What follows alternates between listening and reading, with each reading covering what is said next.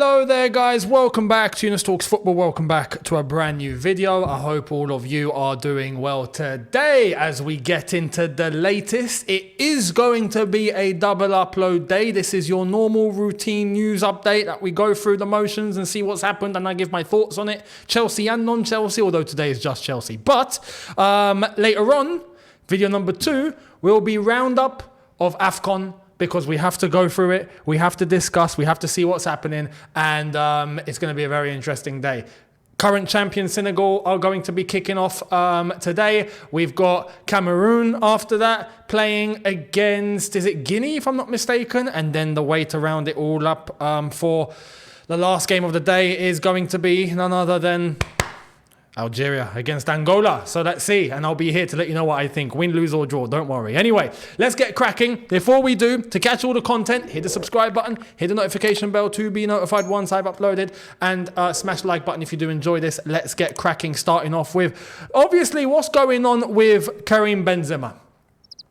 We have to... Look, I was hearing little whispers yesterday online, right? Same information you guys can access. But there was nothing really coming out from journalists. It was just a case of Benzema could be leaving Al Ittihad. Is there anyone going to be interested? And right now we need a striker, for being honest, in the short term, which is why I entertained it. Today, lo and behold, we've got all sorts talking about it. So let's get into it and I'll give you my opinion. Let's get into it. Here it is. Chelsea are having to consider the possibility of trying to find a short-term loan option for striker from Saudi Arabia in the form of Roberto Firmino or even Karim Benzema. Now, there has been an update in relation to Benzema just before I decided to start recording this. So we're going to go through that. This is from Ben Jacobs. Check this out.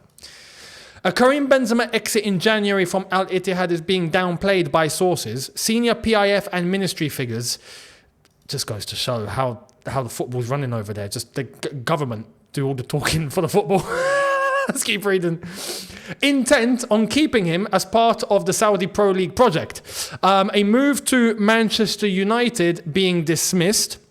No approach from Chelsea today either. They are still deciding internally what they want to do with a striker. Okay. There is a bit more information about other strikers in Saudi Arabia. So let's entertain that and then I'll give you my thoughts.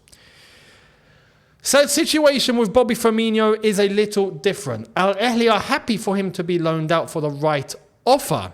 On top of this, suggestions Alexander Mitrovic could be a target for clubs are not true to my understanding. Player is happy and Al Hilal have no intention to listen to offers. They are on course to win the league and are competing for the Asian Champions League. And then there's an update for Jordan Henderson. No further movement on Jordan Henderson either, and there won't be unless he tells the club he wants to leave, which hasn't happened yet. He is in Abu Dhabi with the squad. Ajax are genuine in their interest, but Al Ittifaq's position of not wanting to lose Henderson hasn't changed. Only a crazy offer would make them reconsider. So, the way this is all going at the moment, it just seems like there might be a little bit of a couple of unhappy players, and there's not really much movement, according to what we've heard. Now, I want to entertain this. Mitrovic, I don't think will leave. Mitrovic apparently is doing pretty decent out there, and Neymar is the one that the coach has publicly come out and spoken about and said, you know, he doesn't really care about football. He cares about his lifestyle instead. Well, I'm not surprised to hear that, just to let you know my opinion. But Benzema, I genuinely think there are clubs interested. You have to. It's Karim Benzema. I entertained this yesterday, but there's one sticking point, and this is why yesterday I said what I said. I said that, look, Chelsea cannot pay the wages. It's going to have to be a case of Al Ittihad are going to pay the salary. And they're just going to hope that Benzema is finding form, finding good football. That way, if it comes to a sell later, they're able to sell for a good price, you know, instead of, even if Benzema has to be realistic here, he's not going to get the salary that he's getting in Saudi Arabia anywhere else on the planet. It's not going to happen, not even at Real Madrid. That's why I'm seeing some people say, Madrid will come in for him. Maybe on a sentimental value, but he is going to have to take a massive pay cut. Anywhere. For those that don't know, do you know how much Benzema is on? He's on £3.2 million a week. Pounds, not dollars, pounds. He's on $4.1 million, if I'm not mistaken. I think he's on £3.2 million a week. Oh, that doesn't just destroy our wage structure, that decimates it. We have no budget left if that's the case. So we have to be honest and we have to be realistic. He has to be realistic. If there's a situation going on here between Benzema and Al Ittihad, and the only way is for him to play elsewhere, then Al Ittihad have to be logical here, and they have to pay the salary for any loan deal, no matter where he goes. So that's where I have to say that Chelsea should be interested, if that's the case, because the same circumstances applies to everyone. So, bearing that in mind, I would take Benzema. Would it happen though? Look, the guy likes scoring at Stamford Bridge, clearly, so I would absolutely have him. Although right now, it doesn't look like there's any movement whatsoever. So, let's wait. Firmino, I've not actually checked what salary he's on, but he's definitely not on peanuts. So, same would probably apply to him, although apparently his club are actually happy for him to be loaned out, which is bizarre. He's just not kicked on over there. So anyway, that's that in relation to Benzema, Firmino, as I said, Mitrovic, and Henderson, and he'll get on with whatever he's getting on, and we'll see what happens. So let me know your thoughts in relation to this striker situation, and I'm not going to ask who would you go for. Every one of you would say Benzema. Of course, it's flipping Benzema. But I stress, any one of these is short term. It's till the end of the season. You know, I'm not going to be looking to keep Benzema on until next season and whatnot. No, it's not feasible. Unless if he came to a mad compromise. But his age is getting on, and it's just a case of the best of Benzema is going to be in the past. But right now, what he's got left in the tank is definitely still enough. So for the rest of the season, whilst we need a striker, happy days to go short term. After that, we need to get a proper striker in that we can genuinely look long term with. The Osimhen stuff is being played down. Ivan Toney's looking like he's not going anywhere. And he looks like he is looking to pay at least some sort of debt towards Brentford for the way that they've treated him throughout his injury. And he wants to stay there at least until the end of the season. At the end of the season, then everyone can see. So Arsenal, not really let off the hook here. Maybe there is going to be another club that comes in. I thought Toney would be rolling through to Arsenal. But apparently because of the way that his injury is gone and the way that Brentford have treated him, he feels indebted to be able to give back to Brentford up until the end of the season. And then from there, it's an open play for all the clubs. So what's going to happen? Is he going to be a Chelsea target? We'll see. Now, let's move on. Let me know your thoughts down below. I'm not going to try and give this a bit of hype. I'm just going to go straight into this. Check this out. Pochettino's use of Levi Colwill has caused some frustration inside and outside of Stamford Bridge. Are we surprised? This is from Matt Law, by the way. So I have to stress who this is from. If this is the case, I'm not surprised. And you know what? I'm pretty sure it probably is the case. Because he's not a left back. It's baffling. Why are we pursuing with this? And Levi Colwill can only do what Levi Colwill can do. He can only keep doing what he's doing, and he's asked to play in a position, and he plays in that position, he just gets on with his job. Fair enough. But, come on, man. And we haven't even got a left back now. You know, we're having to turn to the academy. Well, Chilwell's just come back. So that's what I'm saying. I mean, literally, he's just come back from injury. So to try and, make it look like, he's ready, he's the bee's knees. No, but now that he's back, happy days. This is gonna shake up the whole centre-back situation now. So let's see what's going to happen there. But even now, more reason, Chilwell's back. I don't want to see Colwill at left back. But like we saw in our win against Fulham, right? What happened? We had Colwill playing left back and we had Chilwell playing left wing again. We're going back there. Nah, Poch, you do that one more time, right? And listen, we got Liverpool at Anfield next. If you even think of trying to play Chilwell left wing and Colwill left back against Liverpool, I prefer not to speak. I prefer not to speak. If I speak, big trouble. Big trouble. So let me know your thoughts on this whole situation at left back. It's a shambles. Now, I'm going to show you this. This is from Nizar Kinsella. Check this out.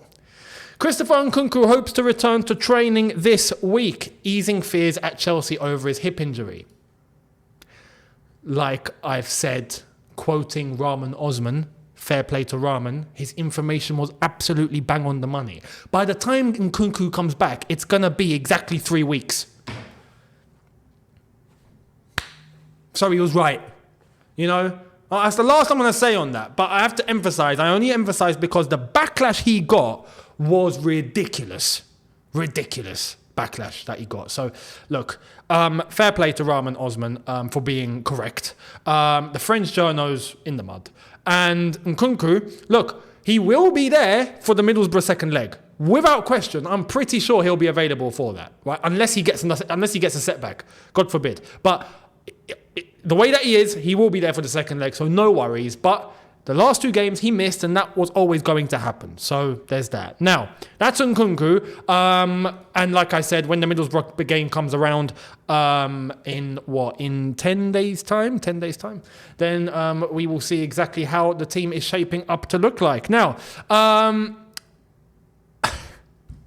I prefer not to speak, but I have to because I'm here and I'm talking to you guys. Check this out. 20-year-old Aston Villa striker John Duran has been discussed internally at Chelsea recently as a potential short-term option this month.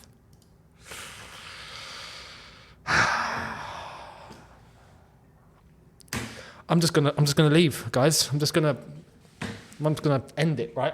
Is there any point? Is there any point? What are we doing? You know, this is from Nathan Gissing, by the way. Like, what are we doing?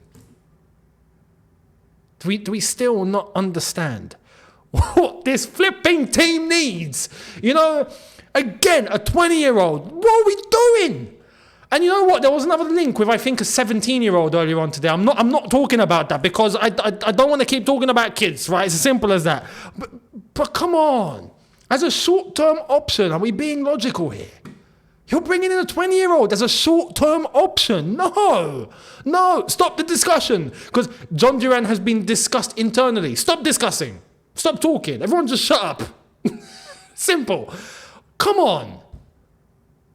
Anyway, I have nothing more to say on that point because there's no point in going into any detail here. It's ridiculous. It's ridiculous. Doesn't make any sense. So let me know your thoughts. Don't get me wrong. He looks all right. John Duran looks all right. Yeah? He doesn't look like a bad player. He doesn't look like a bad striker. In the same way that Nicholas Jackson didn't look like a bad striker at Villarreal. You know what I mean?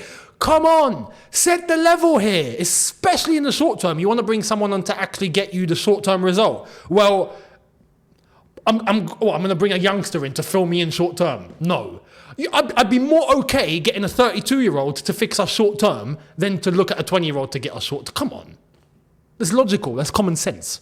You know. So anyway, let me know your thoughts on that. Bizarre. If that is the case, bizarre. But again, not really surprised if I'm being real. Now, to wrap up, last story of the day. No surprises here either. Ian Metson has a release clause, around £30 million. First call on release clause from Fabrizio Romano. Now, this is from Bild. They've come out with this information and made it clear that this is looking like how it's going to be.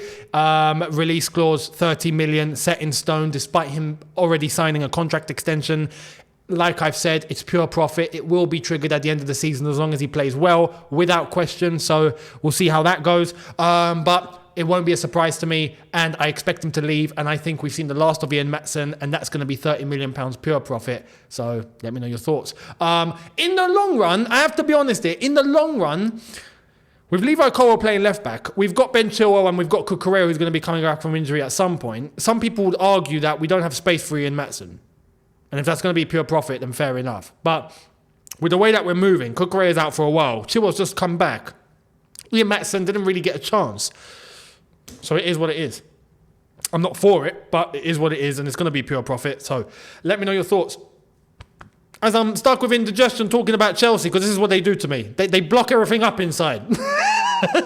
Anyway, let me know your thoughts down below. Much appreciated. And I will see all of you later on tonight as we get into the AFCON latest and all the results that's happened today. So I'll be there later on for that. Make sure you hit the subscribe button and hit the notification bell to be notified once I have uploaded. Much appreciated. And I will see all of you later on. Socials on screen in the description. Make sure you're following over there.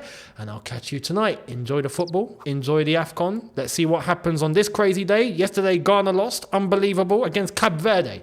Mad. This is Africa. Anything can happen. So let's see what happens today. I'll be there later on. Be there for my thoughts. I'll see you then. Have a good one, people. In a bit. Take care and peace.